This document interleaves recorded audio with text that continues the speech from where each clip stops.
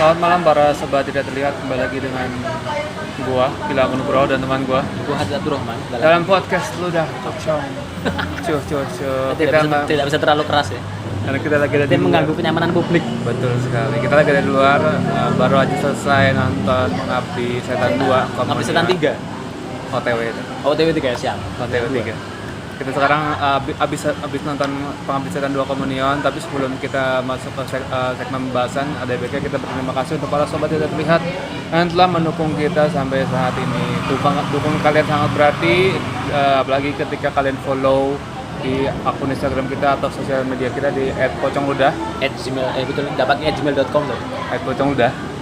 YouTube kita juga di subscribe, Ludah Pocong. Ataupun kalau misalkan mau traktir kita ada link traktir di kolom komen, di kolom apa? Di link description di bawah. Ya, di link description di bawah. Mantap. Oke. Kalau gitu kita langsung aja ke pembahasan. Kali ini kita akan membahas apa? Segmen apa? Santet. Ulasan terap. Ulasan terupdate. Betul sekali. French fries. Santet. Bro. Langsung aja. Karena ini udah cukup lama ya, kita nonton Pengabdi Setan ini udah kayak di ujung-ujung. Iya, jadi mungkin bulan. Sedikit cerita dulu ya sobat yang terlihat ya. Jadi kan kemarin gue sama Gilang ini udah rencana sebenarnya di awal banget pengennya dapat momentum nih.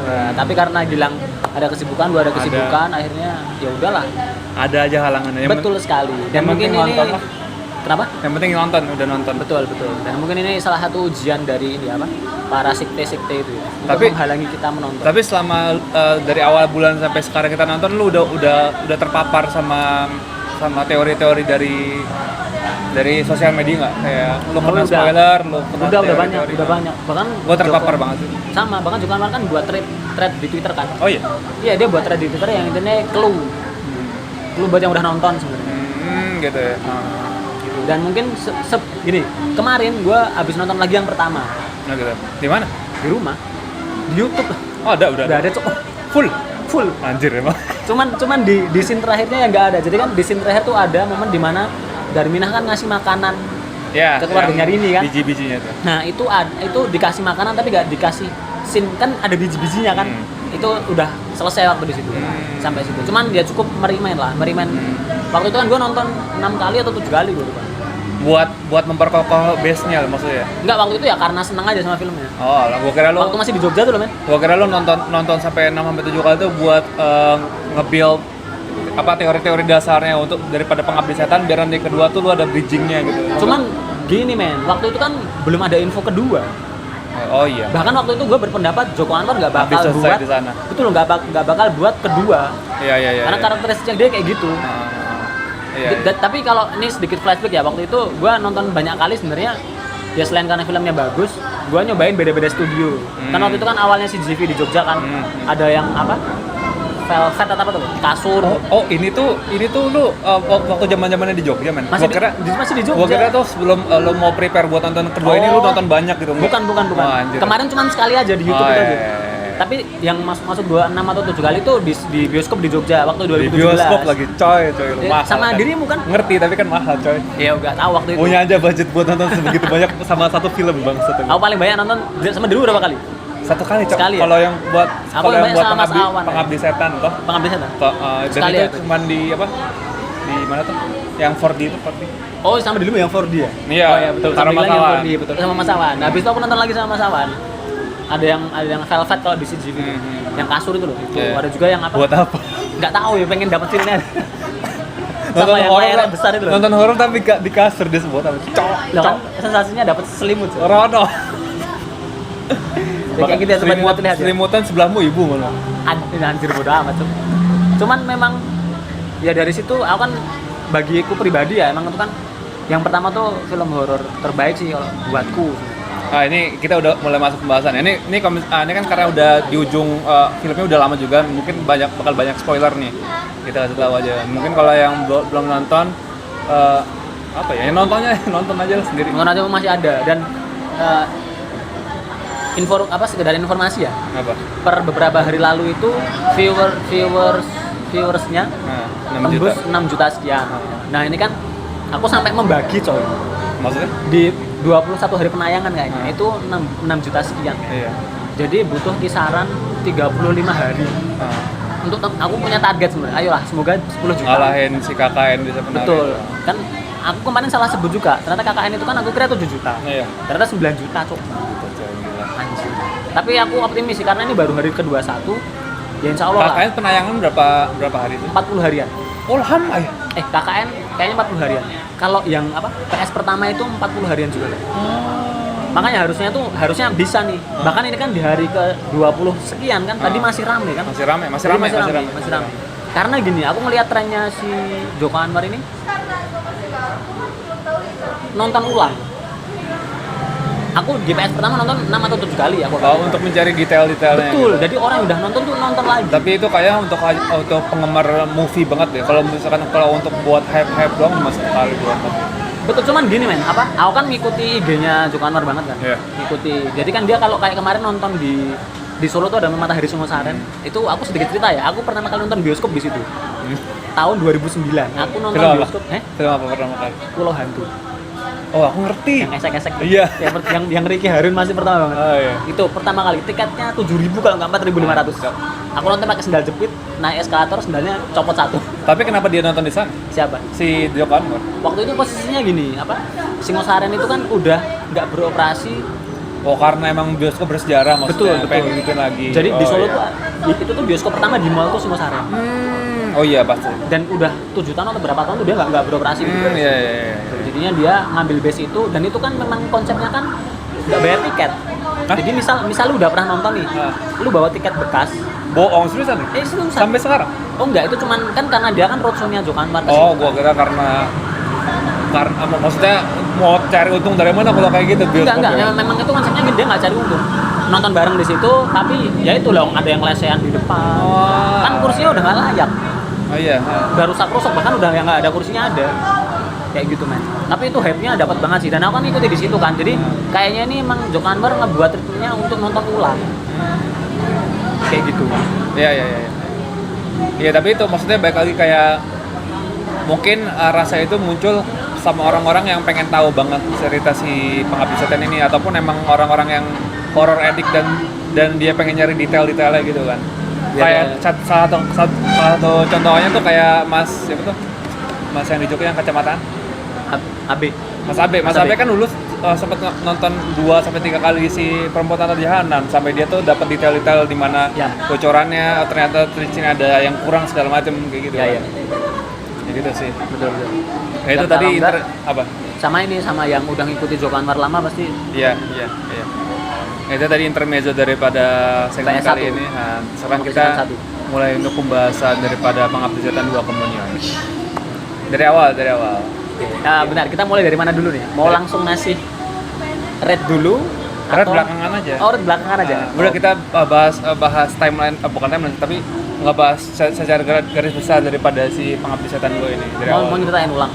Bukan ceritain ulang, jadi kita bedah dari awal. Aja. Oke, lu aja lah, lu aja dulu lah. Yang pertama gimana ya? Yang dari apa si wartawannya itu ya? Budiman Shailendra. Dari awal sih apa ya? Itu baru nonton sekali. Pocong sujud itu sih yang membuat gua bukan merinding gitu, soalnya mungkin karena gua udah ketemu lik-likannya bocor-bocorannya dari internet, gua juga ya udah pocong sujud gitu. Apa ya? Tapi ya jujur sama gua nonton Komunion 2 ini cuman ada beberapa scene yang terngiang tapi nggak sebegitu membekasnya. Nggak sebegitu membekas dibanding pertama. Iya. Oke. Nggak ngerti kenapa? Ternyata aku sama. Iya sama tuh. Ternyata ada jawabannya. Kenapa? Jadi, ntar lu cerita dulu aja. Itu yang jelasin Joko Anwar sendiri lah. Atau enggak gini, lu ceritain garis besarnya, terus sebenarnya gua tuh lebih ke ada beberapa hal yang janggal yang bikin gua kok gini. Oh gitu, oke. Ya wes gini. Kalau yang ini kita nggak mau nyeritain ulang ya, cuman kita recap atau kita menceritakan yang menurut kita menarik aja. Iya. Aku sama. Jujur tidak sebegitu berkesan dibanding yang pertama. Betul. Nah ternyata kemarin dapat jawabannya. Kalau kalian yang pengen tahu jawabannya langsung nonton aja live-nya Joko Anwar yang kemarin. Dijelasin sama Joko Anwar. Dijelasin dalam artian gini. kenapa kok yang pertama tuh dibuat sangat berkarakter, harus membekas di otak, di benak, karena itu adalah episode pertama. Oke. Dan kedua ini Joko Anwar nggak ngejar karakter. Dia sendiri bilang kayak gitu. Iya. Pokoknya ini dia nggak ngejar karakter. Yang dia kejar adalah di sini tuh lebih ke Penjelasan daripada semua yang belum terornya, terrifying-nya. Terrifying kayak terornya dia tuh udah mulai melebar. melebar. Oh iya, satu rusun. Betul, poinnya di situ. Poinnya apa? Terornya udah mulai melebar. Nah, kalau aku berspekulasi ya ini dia dikit-dikit bocorin sih.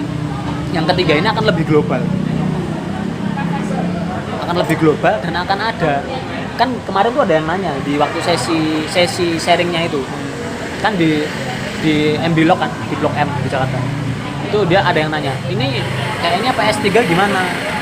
Kan ada yang si baik dan buruk. Nah, ini kira-kira nanti alurnya gimana, menang mana? Lah Joko Anwar tidak bilang yang baik itu benar, yang salah itu salah. Karena nanti akan ada pihak ketiga di antara yang baik dan yang si iblis itu. kenapa? Si iblis Nah, itu dia nggak nyeritain.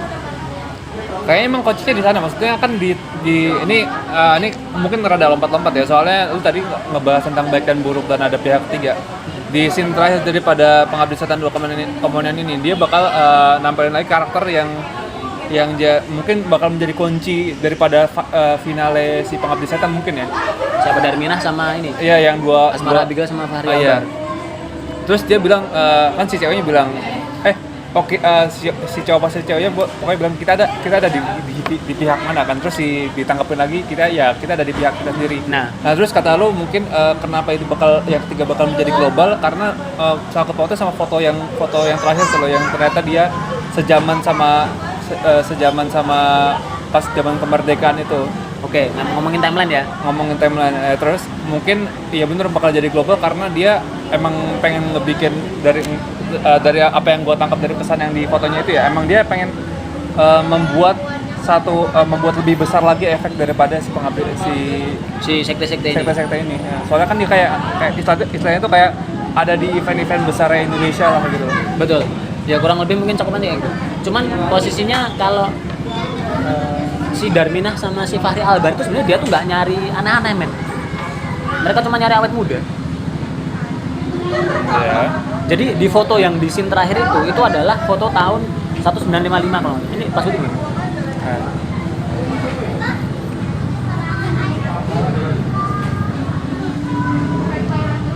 Pokoknya 1955 itu ada agenda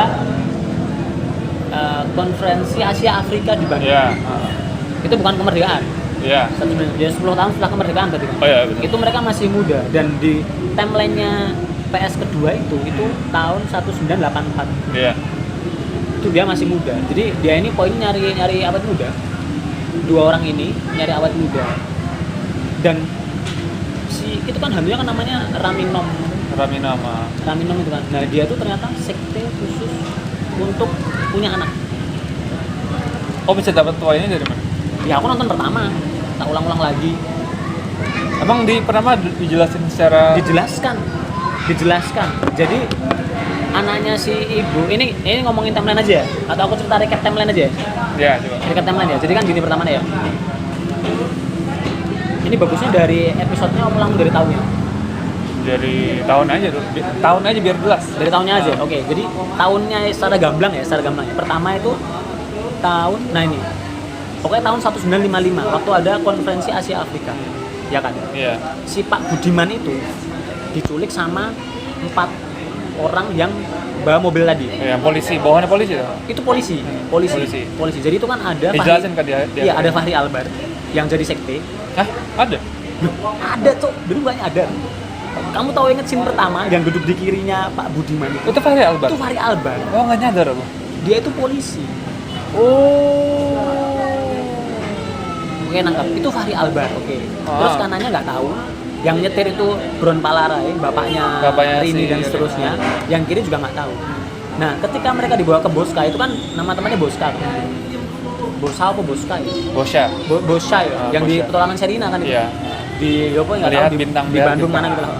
Ke situ ketemu sama siapa tadi? Pokoknya kepala polisinya gitu lah. Ya, polisinya, kepala polisi itu. Nah, itu kan anak buahnya dia. Iya. Nah, ternyata dari kasus itu kan si bapak itu kan menyelidiki kan. Nah, si Bron Palarai ini, si bapak ini tahu dengan sekte itu dan akhirnya dia kan itu kan belum nikah dia. Iya. Terus nikah sama Mawarni, Iya. Suwono, habis itu ikut sekte itu. Nah, di scene awal itu sudah kelihatan si pocong-pocong itu kan bangkit itu. Terus nyembah Raminom. Iya. Karena Raminom ini adalah jadi di ini tuh ada peran-perannya bro, harus ada Raminom, harus ada pocong untuk menjemput, harus ada anak kecil yang titisan setan yang nggak bisa ngomong, dan itu dia harus bisa bahasa isyarat untuk mengomandoi Para pengabdi setan ini. betul yang pakai baju hitam. Aku nggak tahu yang pakai baju hitam itu orang bukan, aku nggak tahu. Oh, iya. Harus mengomandoi itu.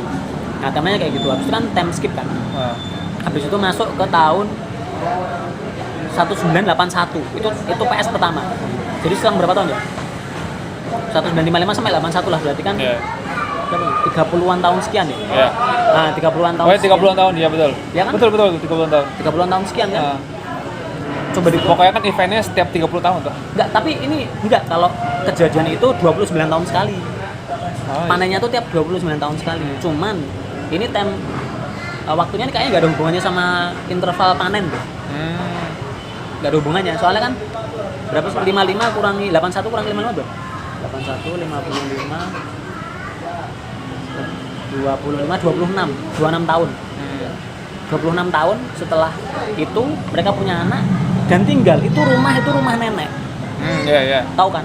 Itu rumahnya nenek. Rumahnya nenek dan anaknya nenek itu bukan Mawarni. Oke. Anaknya nenek ini bapaknya. Oke. Nah, bapaknya ini kan jadi polisi. Iya. Nikah sama Mawarni, ibunya tuh nggak setuju sebenarnya. Oh, taunya dia nggak setuju dari mana? Ya, dari episode pertama. Emang ada yang bilang? Diceritain sama Pak Budiman. Pak Budiman itu cerita sama Hendra yang mati keseret Iya. gitu. Itu waktu si siapa namanya Rini pergi ke rumah dia juga setelah neneknya meninggal. Iya. Cerita dulu nenekmu tuh nggak setuju kalau bapakmu tuh nikah sama ibumu karena penyanyi dia. Iya. Jadi waktu itu image penyanyi itu orang nakal.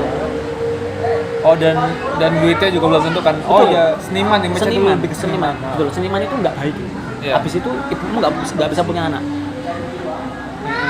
Setelah 10 tahun menikah, tiba-tiba ibunya punya anak, terus mulai harmonislah hubungan mereka, dan mereka berkecukupan dan seterusnya. Nah setelah itu, anjir. Jadi posisinya anak itu ketika umur 7 tahun akan dijemput. Oh, iya. Oke. Makanya ketika Rini, si Tara Basto, ketika dia sebelum 7 tahun, mau nggak mau, si bapaknya sama ibunya harus punya anak lagi. Oh, jadi interval anaknya juga Harus 7 tahun, jadi 7 tahun. Makanya kan si Ian itu waktu malam kejadian itu kan dia genap 7 tahun. Iya. Karena dia anak. Ya kalau misal dia punya anak lagi nggak bakal kayak gitu lagi, bisa ngulur waktu 7 tahun. Nah sementara dia ngulur waktu 7 tahun, bapaknya ini melakukan Petrus. Oh, iya. Nangkep? Nangkep. Dia bunuh-bunuhin orang butuh 1000 jiwa untuk membebaskan kutukan itu. Karena dia kan setelah, jadi mungkin dia udah capek ya. Rini lahir 7 tahun, nikah lagi, punya anak si Tony 7 tahun, lahir lagi Bondi. Nah si Ian ini ibunya sakit, jadi dia nggak bisa punya anak lagi. Udah kepentok gitu loh men. Iya. Ibunya sakit, udah nggak bisa punya anak, ya udah ibunya mati, bapaknya bingung. Makanya setelah ibunya mati langsung pergi kan dia. Iya. Dia pengen mempercepat Petrus. Kayak gitu. Nah setelah dia mempercepat Petrus, ya belum kan Pak Budiman juga bilang bunuh 1000 jiwa tuh nggak semudah yang dia bayangkan. Nah terlanjurlah dijemput itu. Ian itu udah kadung 7 tahun pas dijemput. Dan neneknya itu kan mau melindungi sebenarnya. Nek dulu inget. Neneknya itu sebenarnya mau melindungi keluarga mereka. Tapi kalah sama kekuatannya si Raminom ini. Nah, pokoknya singkat cerita kan mereka lolos kan itu. Nah, terus selang kayaknya abis itu dia rumah susun pertama yang ada di episode pertama terakhir. Itu beda dengan rumah susun ini. Kok bisa? Soalnya di episode 2 ini diceritain. Gimana diceritain? Di scene awal si siapa ya? Tony itu bilang kalau nggak salah. Pokoknya tuh mereka pindah dari rumah susun sebelumnya yang karena banyak yang ngomong. Iya. Dan kalau dirimu inget, aku udah lihat soalnya di episode pertama tak ulang. Bentuknya beda. Kalau di rumah susun ini kan tembok plester kan, yang itu masih ada wallpapernya dan agak rapi. yang di akhir episode itu. Jadi dan ternyata yang aku pengen pastikan tuh ini di akhir ini udah pasti udah pasti. Di akhir episode itu berarti si Asmara Abigail, si Darminah sama Fahri Albar itu punya banyak kamar, punya banyak base camp lah di banyak tempat. Karena mereka kan ngikuti itu kan, ngikuti Tara Basro kan. Nah cuman ternyata di situ mereka nggak lama terus pindah.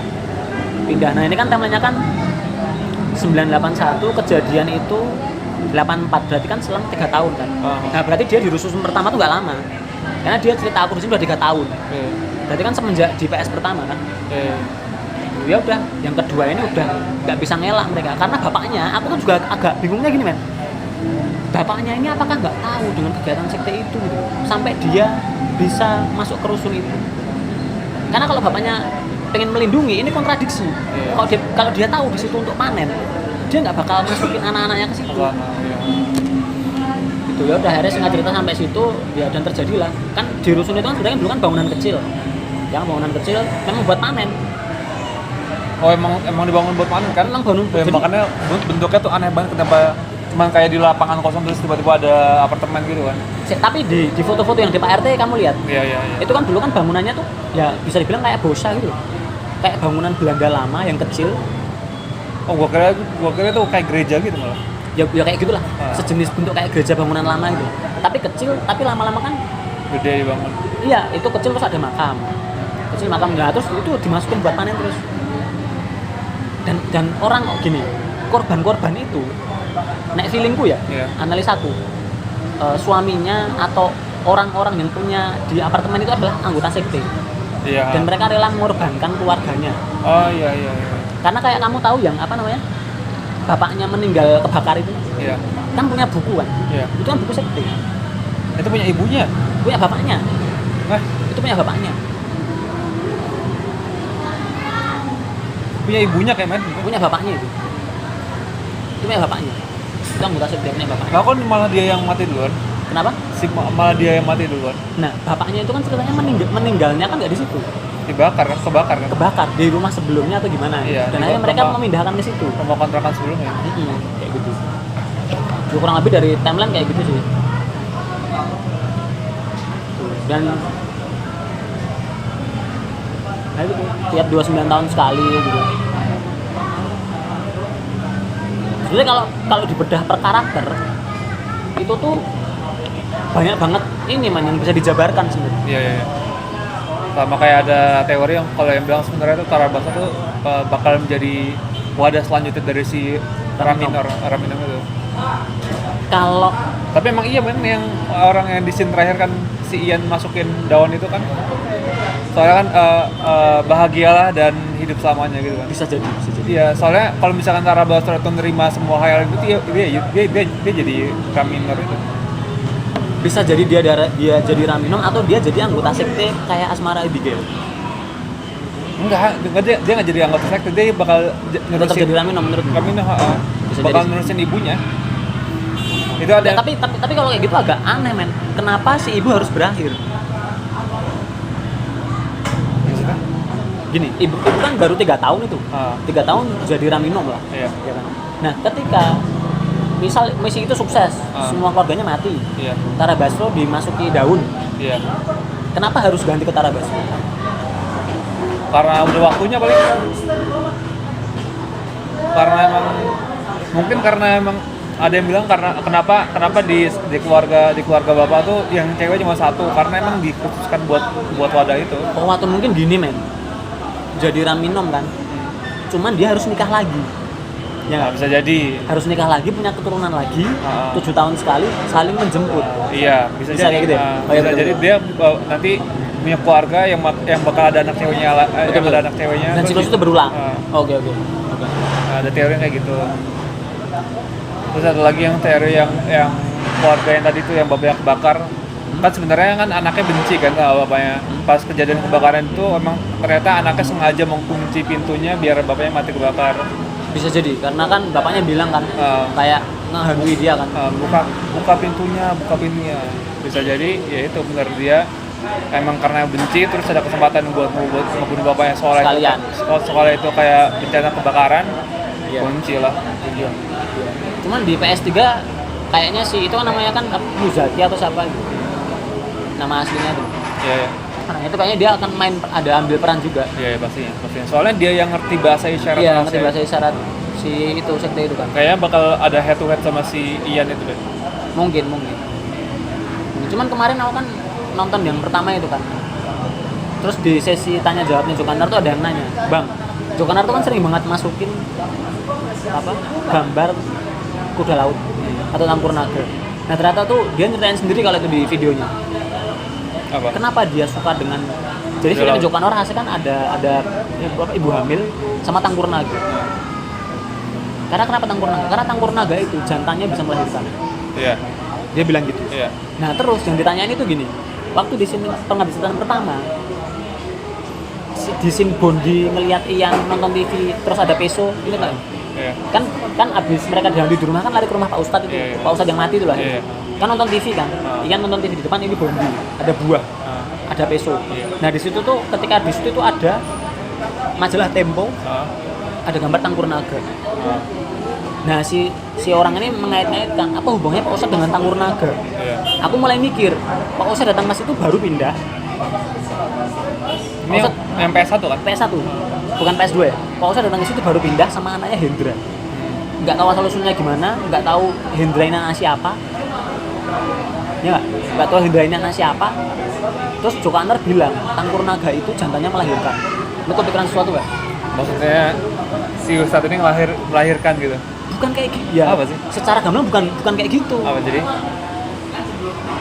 Bisa jadi si Ustadz ini ada sesuatu di masa lalunya.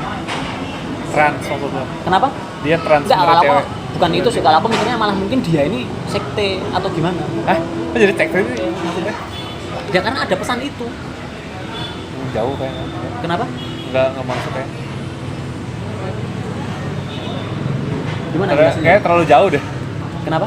Terlalu jauh antara si Ustadz itu dan hubungannya sama si kuda laut yang jantan melahirkan segala macam. Tapi itu dijelasin sama Joko Anwar.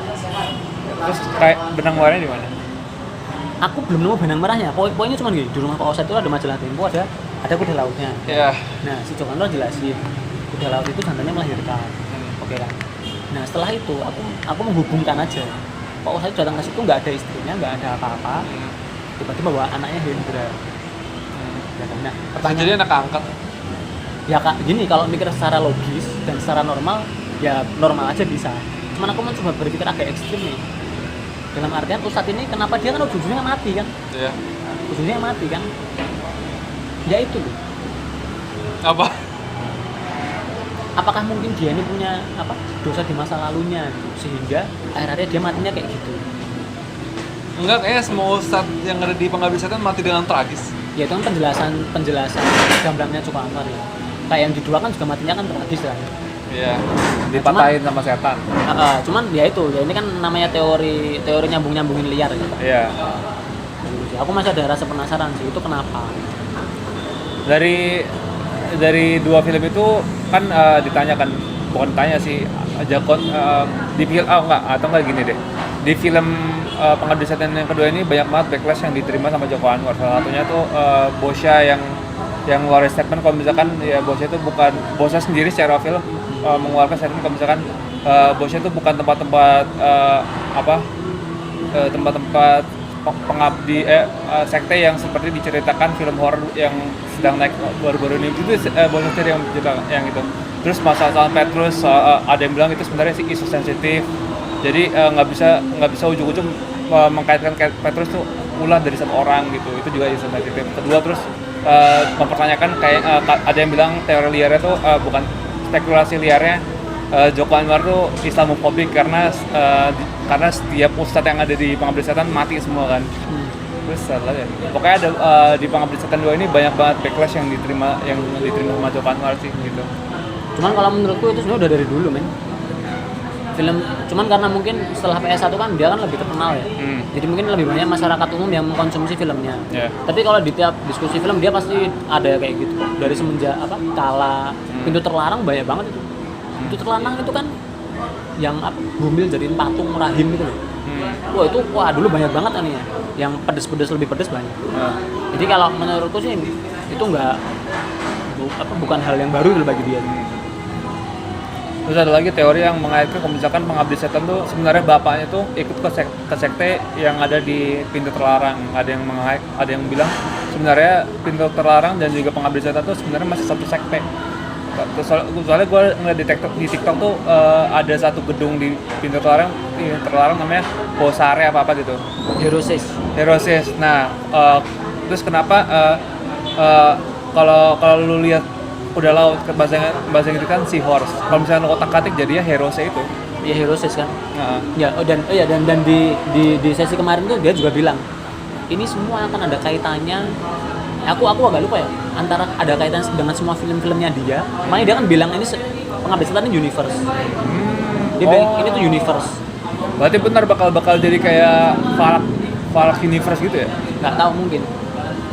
Jadi pokoknya mungkin akan ada banyak kaitannya dengan film-filmnya dia untuk Soalnya gue lihat yang pengabdi setan 2 nih ibunya nuansanya udah kayak Falak nih, jadi sering muncul gitu loh. Nggak misterius kayak di pengabdi setan pertama. Iya, ya karena kan itu udah masuk step kedua kan. Iya, mungkin kali gitu ya. Dan tadi kan bilang si Tony kan bilang dandanannya ibunya itu tuh sebelum kelam malam nggak kayak gitu. Iya. Jadi kan dia tuh perjanjian setelah kelam malam. Iya. Dan lagu itu kan ternyata kayak curahan hatinya. Kayak yang dendam tadi. Iya. Judulnya apa yang soundtrack kedua ini? Yang dendam suara dendam atau apa itu kan juga curahan hatinya dia. Karena mungkin dia pengen lepas dari hal itu, tapi ya udah terlanjur nggak bisa tuh. Betul. Terus satu lagi ya. Oh iya, sama mantra yang di terakhir tuh, yang di scene terakhir itu sebenarnya kalimat yang dibalik.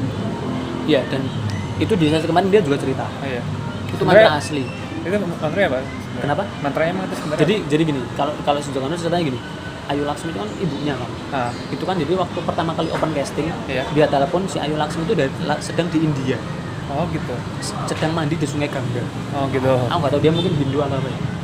Dia tuh sedang tirakat di sana sekitar berapa hari gitu, tiap hari mandi di air suci Sungai Gangga. Kotor kan? Kotor. Aku nggak tahu. Terus? Gitu. Untuk menyucikan diri. Iya, pokoknya gitu lah. Nah setelah itu kan kita telepon kan, mau nggak casting gini. Akhirnya mau dan seterusnya si Ayu Laksmi ini riset ke India. Oh dia sendiri ya? Dia disuruh sama Joko Anwar apa dia inisiatif sendiri? Jadi ya disuruh Joko Anwar karena udah ada agreement kan, oke, ini kita akan buat project PS pertama, butuh mantra-mantra gini, coba kamu riset dong. Di India ada mantra apa aja gitu? Iya, mantra sekte, dan itu mantra sekte asli, cuman memang dibalik. Oh benar berarti. Dan Joko Anwar bilang, ya itu jangan di reverse ya, jangan dibalik lagi, karena itu akan terucap aslinya dan itu dia nggak akan tanggung jawab. Dia bilang kayak gitu? Maksudnya ya kalau ya nggak usah diputar, nggak usah di reverse lagi, itu udah kita balik. Dia bilang kayak gitu. Itu menurut lu itu cuman gimmick doang apa gimana? Kalau dia aku enggak. Kalau menurutku dia kalau bilang gitu ya. Maksudnya dia aku tuh menurutku dia tuh bukan orang yang gimmick gitu. Gimmick cuman buat viral gitu enggak gitu. Gitu dan apa namanya? Itu juga diputar waktu di episode pertama itu yang si Tara Basro muter piringannya dibalik itu sama kayak yang di tadi, yang scene terakhir. Kata-katanya sama, mantranya sama. Nah terus ngomongin apa?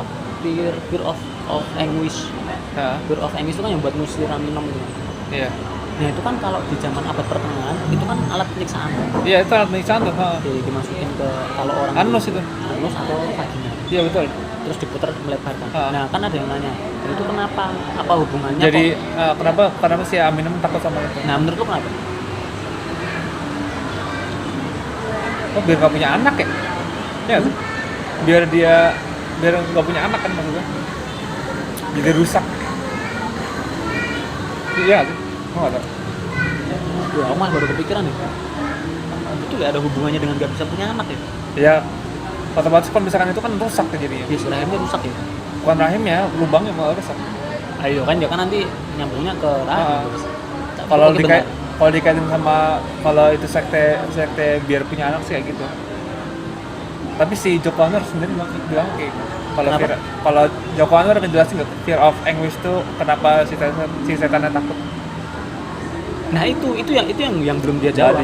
Dia cuma nyeritain dia kan udah tahu kan sejarahnya gimana gitu. Kalau itu kenapa bisa jadi Terang Minum Takut ya lihat aja nanti.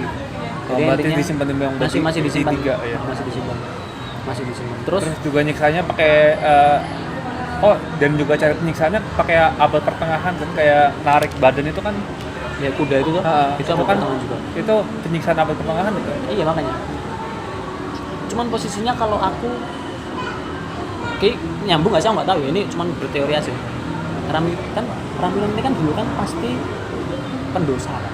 Pendosa, ya akhirnya saking dia atau enggak dia pendosa atau enggak sebenarnya dia dukun, tapi saking ya kalau dulu kan itu kan emang dibuat untuk nyiksa tukang sihir sebenarnya. Iya. Oh iya. Kalau aku baca di sejarah Google-nya ya, jadi misal ada wanita dituduh tukang sihir nih, dituduh tukang, biar dia ngaku disisa pakai itu. Kalau enggak buat orang yang mencuri homo atau apa itu juga pakai itu ya, kalau yang cowok. Iya, pokoknya itu ini alat penyiksaan. Nah, masuk apa enggak jika misal dia itu tukang sihir yang hidup, saktinya, ya pokoknya dia sempat hidup terus dibunuhnya pakai itu. bisa jadi men. Makanya dia setelah mati takut sama itu. Masuk akal? Betul, masuk akal. Masuk akal ya? Nah ini mungkin ya sobat terlihat ya. Teori saja, ini teori kita. Apakah bisa terbukti ya? Aku nggak tahu. Karena Jokonon nggak jawab waktu itu. Nggak jawab. Kenapa dia takut sama fear of anguish itu? Cara minumnya di PS3-nya matinya karena ditusuk lagi. Ditusuk panggilnya serak. Jadi gore banget.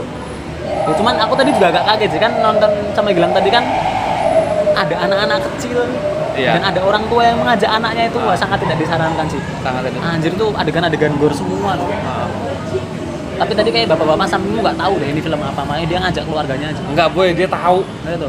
Dia orang bilang nih mulai nih. Dia tuh kayak pengen ngasih tahu ke anak-anaknya. Enggak, dia malah pengen kayak anaknya biar takut sekalian dulu. Dia orang ini serem nih ntar nih.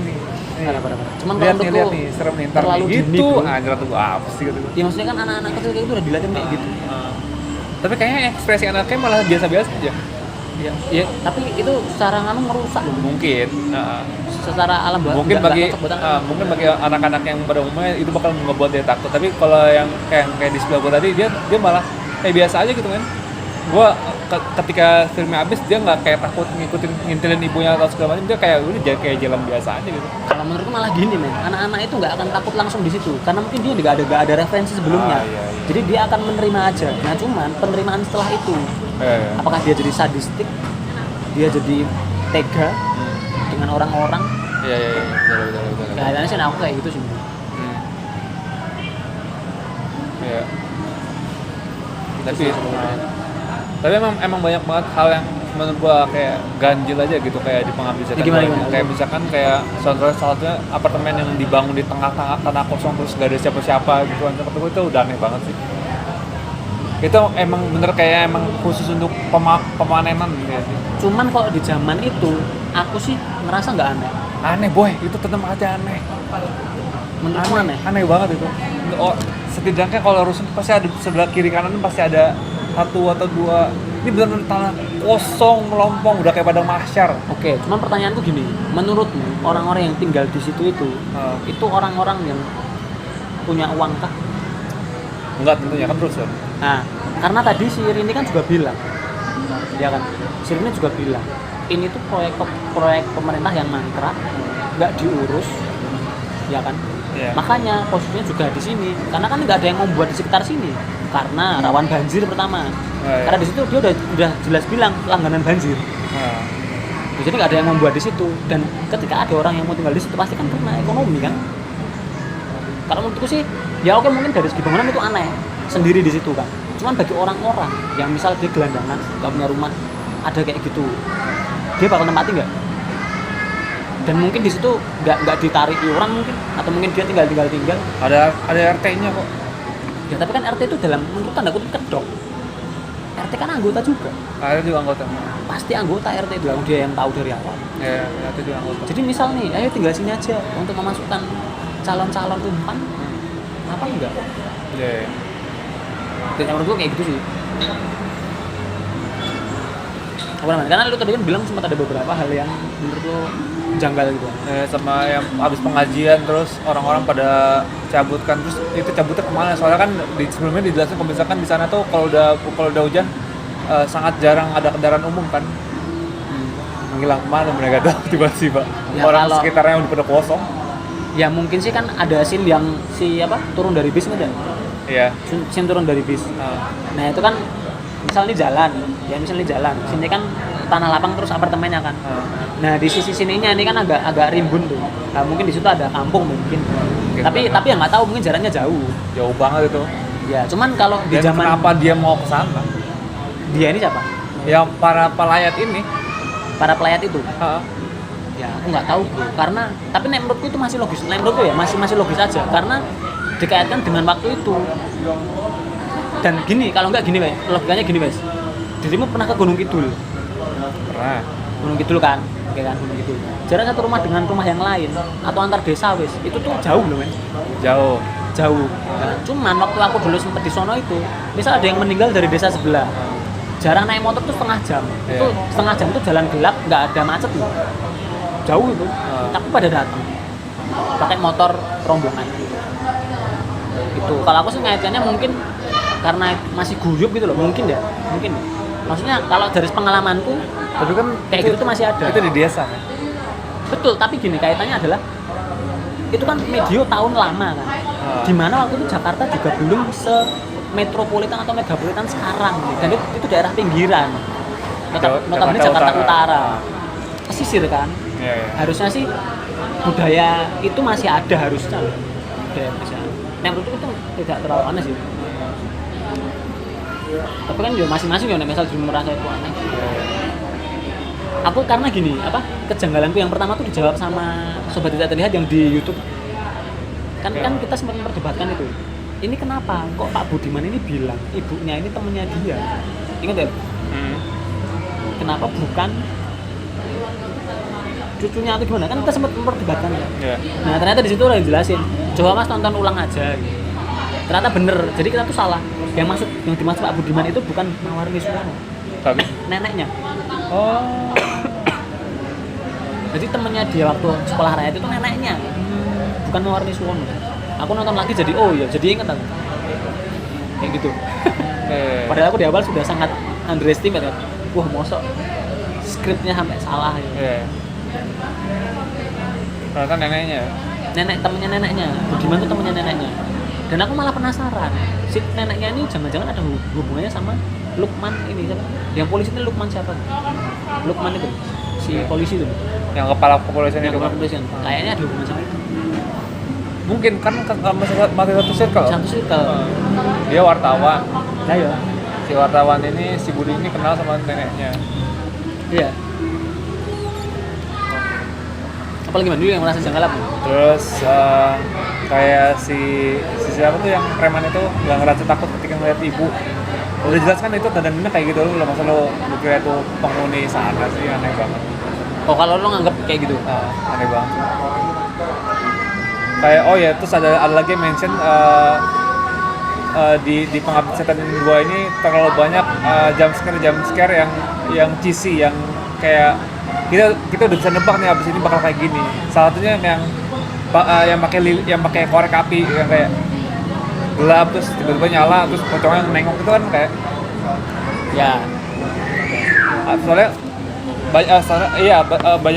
banyak kritikus film yang bilang ini tuh jump scare yang di Pengabdi Setan 2 tuh sangat cheesy, sangat murahan. Iya. Soalnya kayak trik kayak dari gelap terus tiba-tiba muncul kayak gitu trik kayak masih bisa kita tebak. Iya. Ya sama scene yang sholat itu kan sama kayak yang pertama. Iya. Kalau lu ingat. Cuman yang pertama kan si Mawarnya kan ikut sholat di belakang. Kalau yang ini kan dia kayak pindah beda. Sama pas si preman yang lempar kain itu kan kayak scene Tara Basar sholat yang dia berusaha buat keluar dari kain itu tiba-tiba muncul. Ya kalau di yang pertama kan muncul di bawah kan. Ya makanya memang di kedua ini ada beberapa scene yang agak mirip. Iya. Gitu sih. Berarti terus sama ini sih yang terakhir tuh kenapa si Pak Budi ini si wartawannya bisa ketemu perahu karet tanpa ada apa namanya biasanya kan kalau yang di pemerintah tuh ada grup-grupnya tuh yang via pro karet terus nampetin. Besar. Iya. Dia muncul bersama dua anak si temennya Boni ini. Kalau menurutku gini, kan aku tuh malah anehnya gini sebenarnya. Pak Budiman kan nyari bis sama nyari taksi nggak dapat. Iya. Terus ada Fahri Albar tuh bilang kan, Fahri Albar kan harusnya udah tahu nih kalau Pak Budiman ini mau ke situ. Kenapa nggak dia cegah? Atau kenapa nggak dia apain gitu? Aku pertama penasaran di situ, kenapa? Oh dia ngejawab di terakhir ya malah emang seharusnya kayak gini sesuai rencana kita. Oh ya betul sih. Kalau itu kan udah masuk rencananya dia kan. Iya. Atau mungkin untuk menuju sesuatu yang lebih besar kali. Iya mungkin. Oke, terus lanjut yang tadi. Pak Budiman berarti kan kalau logika aku ya, mungkin dia berinisiatif gimana bisa sampai ke situ. Dia cari perahu karet lah atau gimana nggak tahu. Itu kan yang menurutku itu sesuatu yang nggak perlu diceritakan sih sebenarnya. Yang penting dia dapat, terus dia ke situ sendiri. Nah, yang diincer untuk dijemput itu kan sebenarnya cuman keluarganya Mawarni. Iya. Dia kan cuma pengen ambil anak-anaknya kan sebenarnya. Makanya dua temennya Bondi itu nggak apa-apa. Iya. Nggak diincar gitu, bisa lari ke bawah, mau lari mungkin. Tapi kenapa si Ratni dan si preman ini mati? Si Ratni sama si preman.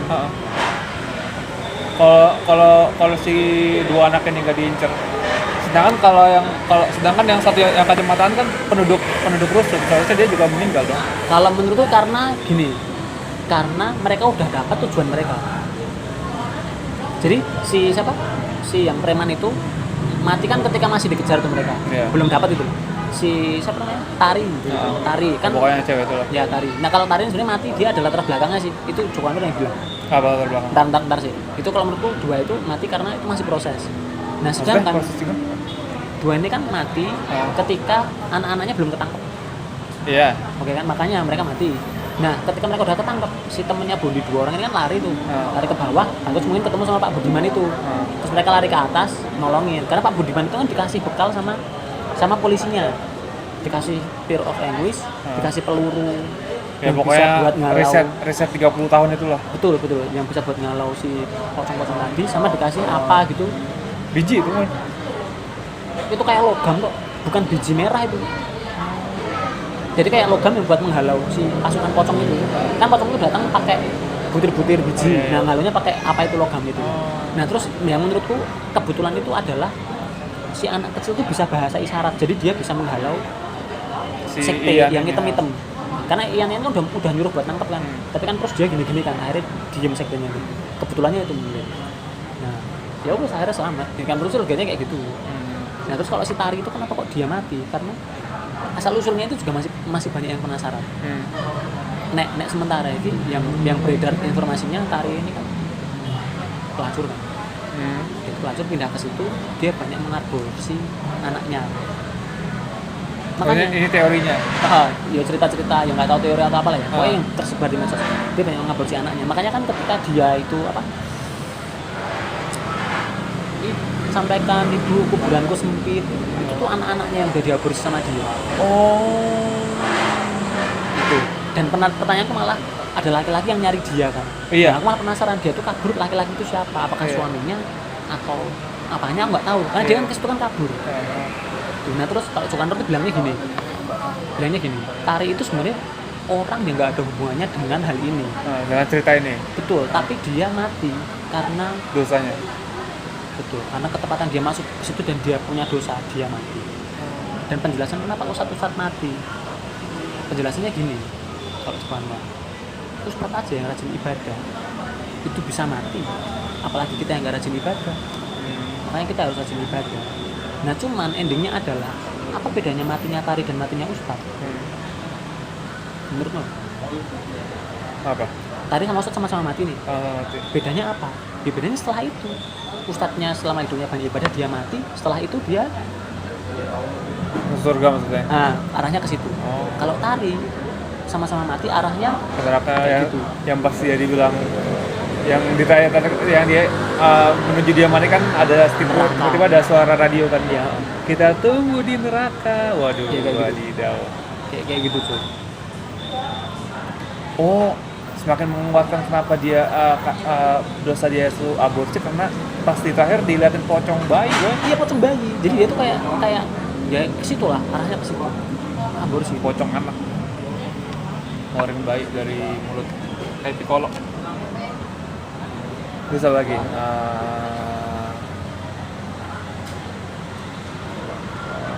oh ya, si premannya mati karena ketusuk gitu ya, bukan karena kesetrum malah. Kenapa ya? Itu nggak tahu kan, tadi sebelum dia jatuh kan ada kayak apa? Jari tuh boy. Bukan jari, Apa? besi. Jadi kayak ada apa? Meja atau apa ya? Papan yang ngambang terus geser. Oh. Ada tadi karena kan mungkin kena air ngapung ya, geser. Terus kayak Gua kira kayak ada jari gitu. bukan jari. Kayak apa? Tralis besi atau apa? Iya. Gitu. Ya, terus apa lagi? Dan kalau ini ngomongin itu kan pemainnya namanya Thomas Jordi. Ah. Jordi siapa gitu. Ya. Nah, aku waktu nonton juga nggak tahu itu siapa. Cuman banyak yang komen, wah ini banyak yang nggak nyangka. Loh, kan ada namanya tuh Jordi siapa gitu. Emang dulu main di film itu. Jadi siapa? Teman-temannya artisnya itu. Oh iya. Jadi itu dia seneng banget sih. Waktu kan di gala-gala premiernya kan cerita kan. Aku tuh ya senengnya itu sih. Biasanya dia kan mainnya di romance sih. Aku main di sini nggak ada yang Jadi tahu preman. siapa aku. Terus ketika aku jelasin dia itu si Preman itu. Itu aku. Iya. Baru nyadar sih.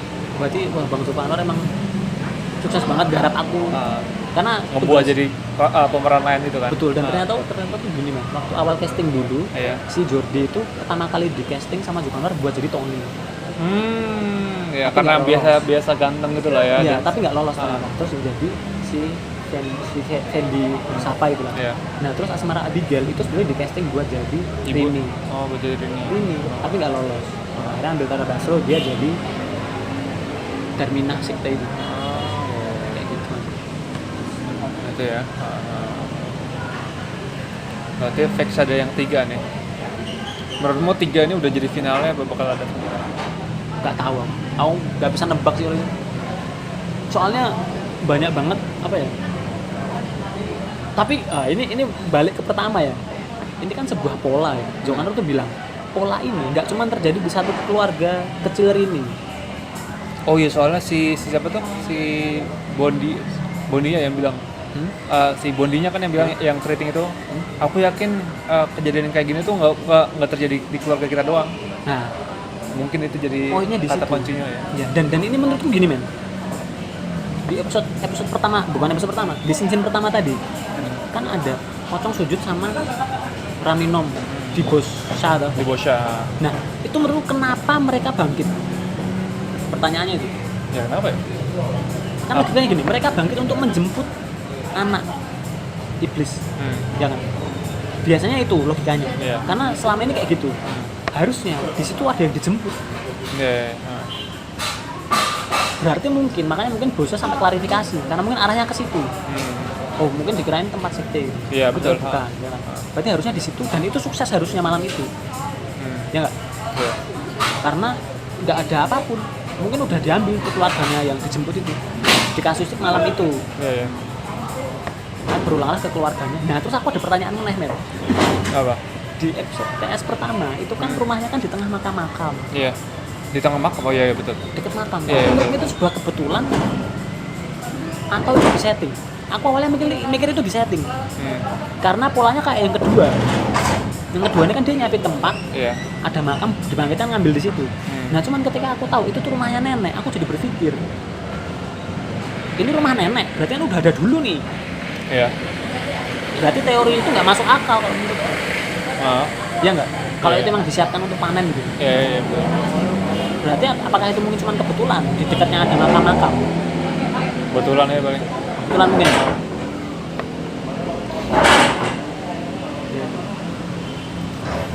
Terus apa lagi ya? Oh ya, ada yang mengaitkan pengabdian sekte ini sama antariksa. Antariksa. Soalnya dia di Bosha kan. Nah, Bosha tuh tempatnya melihat bintang dan segala macam. Ada yang mengaitkan sampai bahwa kejadian sekte ini tuh ada yang bilang pokoknya ada kaitannya tentang bintang segala macam gitu. Kalau itu Joko Anwar sempat bilang. Oh iya, apa? Jadi Apa? dia tuh kan buat apa ya, konsep ceritanya itu tentang sekte, tentang alam-alam semesta gitu, kosmos gitu kan. Oh iya. Ya pokoknya nggak jauh dari topik-topik itulah. Iya. Dan ternyata di abad pertengahan itu ilmu-ilmu sekte dan seterusnya itu ternyata ada hubungannya sama patokan ke rasi-rasi bintang. Oh, gitu. Oh, dia sendiri bilang. Kenapa? Enggak, kalau itu dia nggak bilang. Kalau itu aku baca-baca. Jadi ternyata sekte-sekte itu kenapa kok bisa, mereka kan pakai bintang Daud. Oh iya. Nah itu kan Israel dari, kan. betul, dari agama Samawi kan. Nah terus itu ada juga kayaknya dengan rasi-rasi bintang membentuk pola-pola tertentu dan itu nanti bisa dimanifestasikan untuk memanggil sesuatu dan seterusnya. Sihir. Nah bisa dibilang kayak gitu lah. Jadi kan sihir itu kan butuh energi ya. Nah energi itu juga ngambil dari Kekuatan alam. Alam-alam. Oh iya betul. Oh iya betul. Iya masuk kayak gitu masih bisa dimasukin. Iya. Udah sih itu gua. itu aja Apa yang menjanggal sama menurut gua itu udah cukup menjawab, kita udah cukup mengupas tentang si Pengabdi Setan 2 ini. ya. Segala pesan tersirat di Pengabdi Setan kayaknya udah kita bahas. Oke. Apa rating? Rating lu dulu apa? Gua dulu ya, soalnya kan biasanya lebih ini. Gua 7,5. 7,5. Oke. Kalau aku rating sebenarnya mungkin gini ya. Aku dulu emang ya aku tidak berekspektasi sih. Cuman gini, kalau menurutku aku juga tidak terlalu puas dengan yang kedua. Nah gitu. Aku ngerasa, kok gini sih? Lebih bagus yang pertama. Iya. Aku malah bilang kayak gitu awal. Tapi ketika Joko Anwar ngejelasin ini Jadi make sense alurnya, semua. nggak ini alurnya, aku jadi menerima. Oh ya oke. Itu sih posisinya. Kalau dari Red sih sebenarnya ya karena aku udah dikasih tahu sama dia ya. Yang pertama itu emang untuk penegasan karakter agar semua masuk harus nyantol di otak semua orang. Yeah. Yang kedua ini targetnya bukan itu, tapi cuma teror dan satisfying. Penyebatan gitu ya. Betul, penyambungnya lah. Iya. Jadi kayak bukan gongnya gitu loh. Iya. Ya jadi aku ya wis lah. Tapi di sini cukup terjawab dan menimbulkan banyak pertanyaan lagi. Iya. Aku Berapa? sih kayak gitu. Berapa jadi? Nek di angka bingung Kang Mansel. 8. Ya enggak 8 juga. Mau ngasih tinggi juga aku enggak kurang puas, tapi mau ngasih rendah juga 7 kan sama kayak gue udah. 7 kan udah. enggak. Ya pokoknya gitulah. Tapi masih di bawah Kalau di bawah menurutku- KKN Desa Penari apa di atas dia? Aku belum nonton Penari soalnya. Oh ya. Tapi kalau itu aku pasti rate di atas. Kalau dibanding KKN ya, Nah. aku dia pasti jauh lebih bagus ini. Kalau menurutku, karena dari segi plot cerita itu tidak ada KKN Desa Penari kan cuma pengulangan. Iya. Cuma pengulangan. Jadi nggak ada sesuatu yang dipertaruhkan di situ. Karena dia sudah sesuatu yang viral, tinggal di remake film. Iya. Berarti nggak apple to apple lah. Kalau nggak apple to apple. Dan itu menurutku menang hype ya, kayak kemarin sempat gue bilang ya. Iya. Menang hype banyak anak SMA, SMP lah yang nonton. Iya. Belum. Karena lebih friendly kan, tidak ada adegan-adegan yang seperti filmnya Joko Anwar. Nah, jelas juga aku appreciate banget. Berarti lo nggak bisa memberikan film ini penilaian? Nggak, mungkin ketiga keluar aku baru bisa nilai. Oke. Emang Joko Anwar fanboy sekali Adit. Nah itu aja pembahasan kita. Semoga. Soalnya sutradara lain belum ngeluarin film-film kayak gitu lagi, kayak Mas Basbet, terus Timo Cahyanto. Nah, Timo yang kemarin ngeluarin itu yang kemarin gue tonton itu kan. Apa itu? Ya. Ivana. Itu nggak, dia ini sebagai apa nih? Penulis Timonya. ceritanya atau Sutradara. sutradaranya? Sutradara kan. Iya. Jangan gitu. Kalau menurutku ya pikiran orisinal sebuah sutradara itu dari naskahnya dia. Oh jadi lo mesti dia yang nulis. Dia yang nulis. Oh, Ya dia bagusnya sih dia yang nulis, dia yang nyutradarai. Ya. Kalau dia yang nulis, dia yang nggak nyutradarai ya mungkin filmnya nggak dapet. Kayak Joko Anwar kan dia nulis, dia nyutradarai. Itu karena buah pikirnya dia. Kalau filmnya Timo aku pengen nonton malah VHS berapa gitu, tau nggak? Nggak tahu. Oh itu gore banget gitu. Nggak ngerti. Aku belum nonton juga sih, soalnya tayangnya di luar. Emang film-film festival. Film bioskop tapi di luar kali. Karena di sini kayaknya Nggak lulus sensor. Nggak lulus sensor. Iya pastinya. kayak gitu ya sobat tidak. Begitulah bukan review ya, ulasan kita tentang Pengabdi Setan 2 Kemunian. Menurut kita kalau misalkan kalian suka sama horor, nonton aja. Walaupun seperti tadi ulasan kita, kalau misalkan itu ya emang bridging sih juga sih, emang bukan gongnya. Dan kita kalaupun nanti ada Pengabdi Setan 2 kita bakal Pengabdi Setan 3 semoga itu menjadi gong daripada seri Pengabdi Setan. Makasih untuk para pesobat Tidak Terlihat yang sudah mensupport kita dan juga menonton video ini. Makasih banyak. Jangan lupa follow media sosial kita di @pocongludah di Instagram ataupun di YouTube ya Udah Pocong. Kalau misalkan mau traktir ada linknya di link deskripsi. Kalau gitu gua Gilang Nugroho dan teman gua Hajat Turahman kayak berdua pamit undur diri. Salam Pocong. Cu.